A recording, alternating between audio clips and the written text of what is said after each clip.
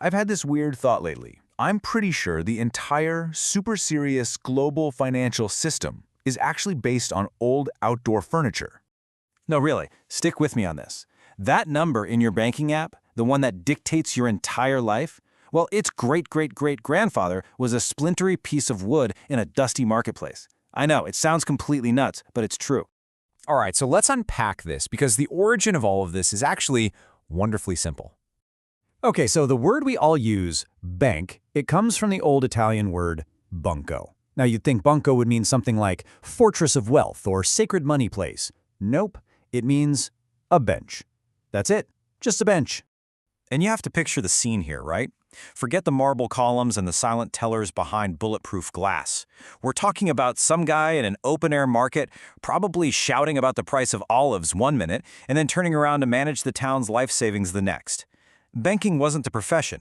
It was a side hustle next to the guy selling pottery. Right, so it's all kind of charming and rustic, but then a pretty important question comes up. I mean, there's no deposit insurance on a slab of pine, you know? What happened when your friendly neighborhood bench guy made a bad call and poof, everyone's money was gone? Did they, file a complaint, start a government inquiry? Nope.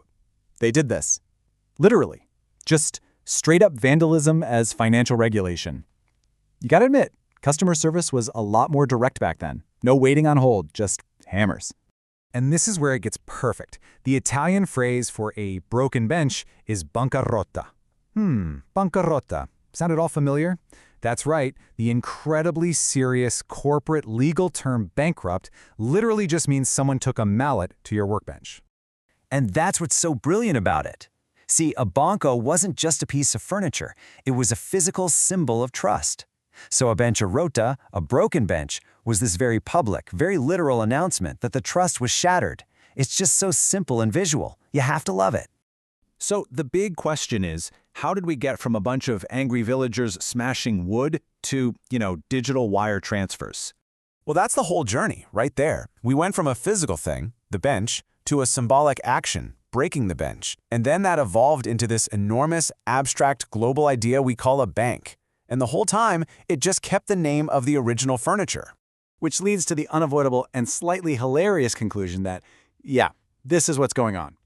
All of our incredibly complex financial systems, the algorithms, the stock markets, it's all just ancient street furniture with way better lighting. So I want you to think about this the next time you open your banking app or walk past one of those giant buildings. Just remember that what you're really doing is trusting a very, very upgraded seat. And maybe be a little glad that when things go wrong these days, they can't actually smash it to bits.